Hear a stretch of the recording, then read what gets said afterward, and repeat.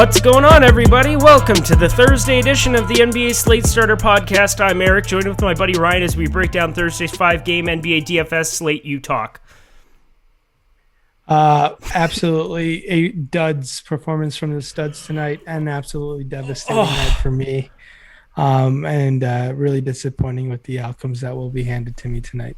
I mean, I thought that this was the easiest slate of all time. I thought it was just play Brooklyn value, because I didn't think there was any chance James Harden was going to play today. They were 10.5-point dogs. You're going into Utah. You're expected to lose that game.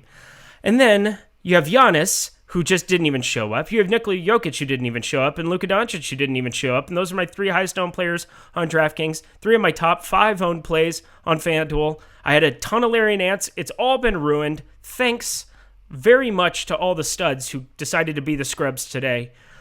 Good Lord. I don't even know what to say anymore. I guess, should we just go to Thursday, or do we want to talk about this worst slate of DFS history? Yeah, let's move on to Thursday. Cool. So let's get to that bottom bar, guys. Okay, now I'm in a good mood because we actually get to talk about tomorrow, and that gets me excited. Bottom bar, hit the like button. Definitely hit that subscribe button. Hit the notification bell so you know when this and all the other content at Awesemo is going live. We are being sponsored by monkeyknifefight.com. Go check it out.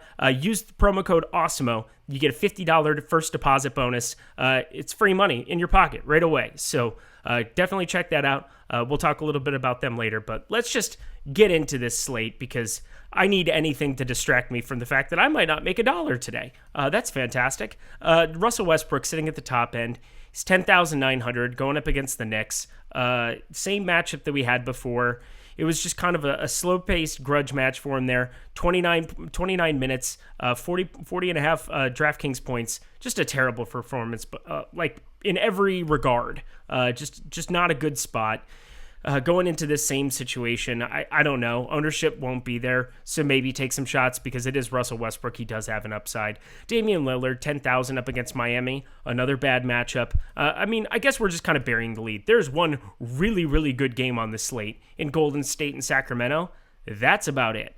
So I'm looking forward to having that one, especially post-deadline. We'll see if any news comes out. I'm shocked. We didn't have any trades today either, but I digress. And then De'Aaron Fox on a back-to-back, 8,700, going up against Golden State. Love that spot for him. He might not have a bunch of teammates. Who knows? Talk to me about the top end of point guard. Yeah, I mean, obviously we got Russ, we got Dame, got De'Aaron, Ben Simmons. Paying up for all those guys makes a ton of sense. I love the savings to go into guys like Fox and Ben Simmons off the studs off of Lillard and Westbrook, just purely because of their matchup on both sides. Honestly, it makes a ton of sense to do that. Fox and Simmons, 8,900, 8,200 respectively. I think going to those guys instead of Dame and Russ make a ton of sense for me the way things stand right now. The Spurs and the Clippers will be on a home. Not home and home, I guess it's like a home back-to-back in San Antonio. Yeah. DeJounte Murray could be definitely a contrarian option to consider. They got blown out pretty well today, so we'll see what happens on back-to-back like this. It's tough to judge. Maybe Kawhi or PG take a rest day on a back-to-back. Maybe that opens things up on the other side of things for San Antonio. Don't have to worry about pretty much all NBA defenders guarding them, but that makes a ton of sense to take your chances on some of those guys like that. And Halliburton versus Golden State, I like that quite a bit, who has point guard eligibility on DraftKings. My lineups are so bad. It's so bad. Yeah, the Brooklyn game's going on right now, and I'm just getting walloped anyway. Man, I don't know if I'm going to have any money to play NBA DFS tomorrow. I think I will. I might have a little left over. We'll tap into the reserves. But yeah, looking at the point guard position, 5-gamer, a lot thinner in terms of some of the plays you can go to. Dennis Schroeder, he's 7,200 over on FanDuel now, up against Philly. We just saw Philly kind of contain. I was very impressed by Danny Green, Matisse Thybulle, and Ben Simmons closing out that game. Just good team defense. Philly's going to be a tough team to score on for the Lakers. Dennis Schroeder, 7,200, maybe take some shots, but again, maybe the Lakers make some moves. You might have some value coming up later from it. If you get Harrell off the floor, you could be looking at Schroeder just having all the offense to go to. Jordan Poole, really kind of the guy for me, 6,200. Played 38 minutes for the second consecutive game. Obviously not great. Still put up 19 actual points, just short of 23 FanDuel points. I don't know. I suppose he's going to be a guy that you got to be looking at. Ben Simmons 8,200 over there. Somebody you're going to want to play a lot of. I don't know why they didn't change his price. I guess we should give a shout out to Kendrick Nunn. He played 35 minutes. I was pretty high on him the other night. And I liked to go in that direction when you got the news that Goran Dragic was going to be out, when you heard that KZ Okpala was going to be out. We'll keep track of that news coming into tomorrow, but might have a little Kendrick Nunn interest as well. Anybody else you want to talk about? No, I think you hit on a lot of good plays there. I think Alfred Payton deserves a mention. Just if Tibbs are going to roll him out for more than 21 minutes. They did blow out Washington last time. If this game stays a little bit closer, he might get upper 20 minutes, and I think he can definitely be in play and put up a number at $5,100 on DraftKings, and he comes in at $5,200 on FanDuel. Beautiful. Top end of shooting guard, Bradley Beal, 9,200 against New York here again. Slow pace, not a great spot for him. Price is still elevated. Going to be tough for me to get to a lot of them there. 32 minutes, obviously, they got their doors blown off of them. So maybe they play a little bit better, a bounce back spot, but still the pace of this game just makes it so uninteresting from their perspective.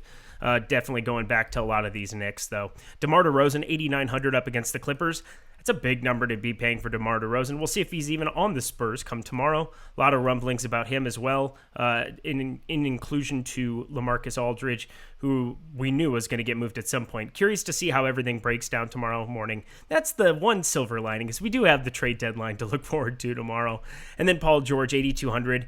Decided to just not play basketball today, so that was a bummer. But yeah, you can definitely go back there. 8,200 isn't like crazy up against San Antonio.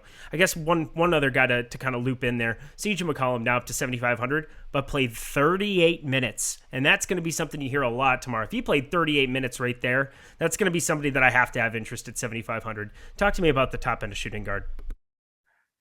Yeah, I mean, we got PG and Bradley Beal. Both recency bias plays to be on top of. I don't mind doing that. I think Andrew Wiggins is a fine option to consider, as long as Steph Curry doesn't play tomorrow at 6,800. I know he burned everyone and their mom last night, but I think we can go back to Andrew Wiggins at that price tag. Buddy Hield in the same game deserves a mention for sure. And then some value options over there on FanDuel.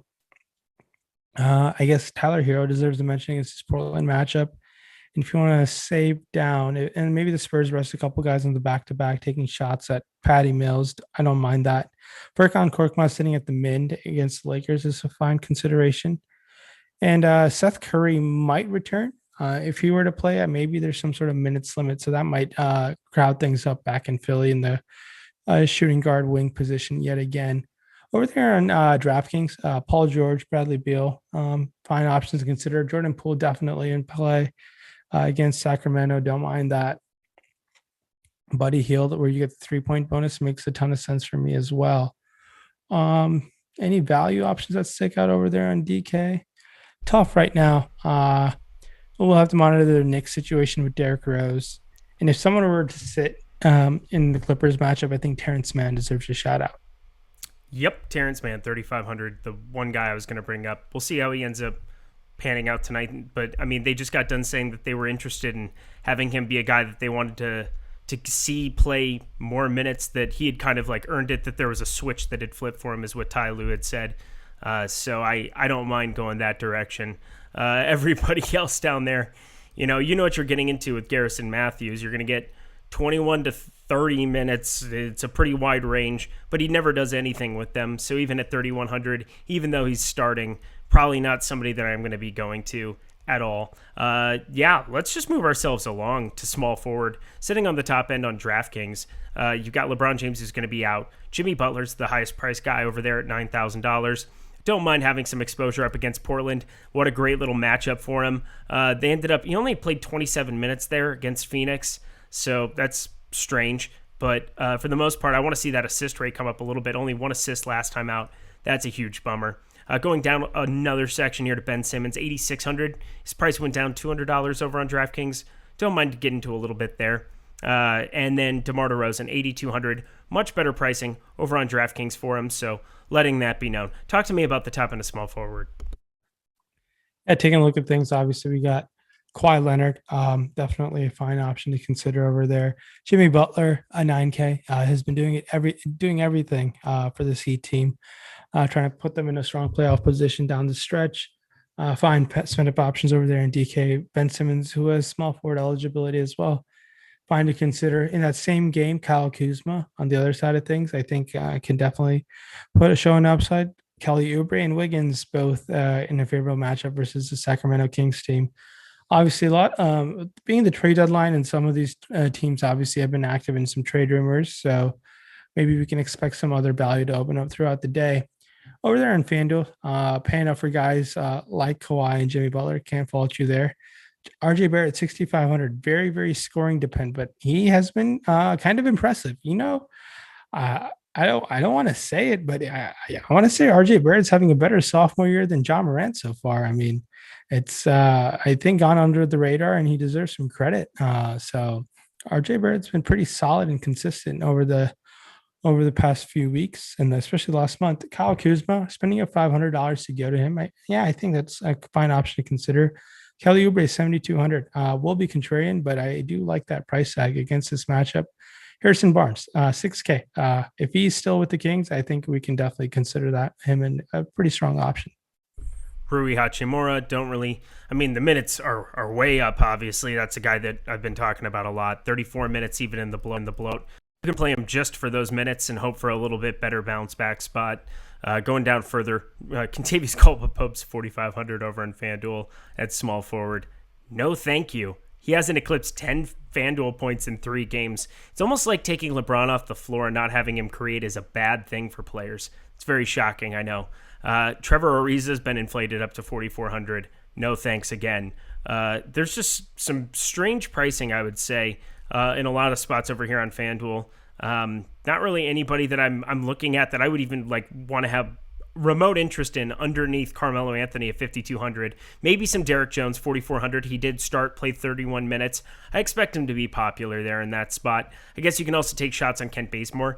Anytime he sees those minutes elevate up over 20, he's playable. But 4K still, it's not like he's free. So anybody else you want to talk about at small forward? No, I think pretty much covered all the possible good plays. But once again, trade deadline day, everything could be washed real quick. We are in such a good mood today. My goodness. You know what does put me in a good mood, though?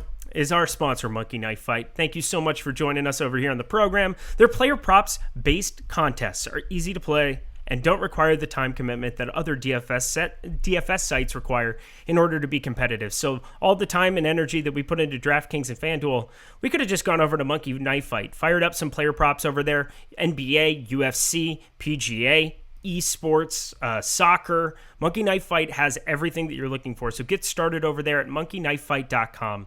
Choose which game you want to play, your contest type, and your buy-in level. And then, even better for you, sign up again with that Awesemo code, Awesemo. It's pretty simple. AWESEMO, Awesemo. Get $50 now. That's a first match deposit bonus for new users. So get over there, check it out. Thanks so much for joining us along on the Slate Starter Podcast. Top end of power forward, we've got Julius Randle over on DraftKings, 10,200. If you had told me I was going to be paying $10,200 for Julius Randle, I would have just maybe unregistered from the entire 2021 NBA season.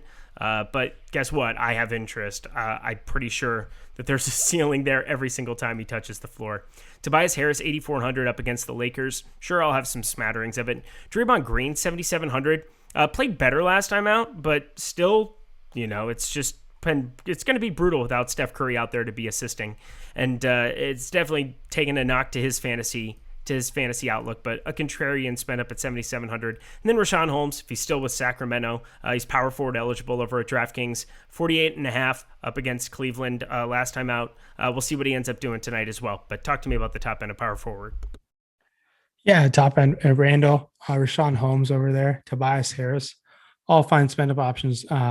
Probably at their price tag and everything put together. Rashaan Holmes, if he's still with the Kings, I like that quite a bit. Even Randall, obviously, a great matchup. We saw what he's been doing against the same Washington team the other night.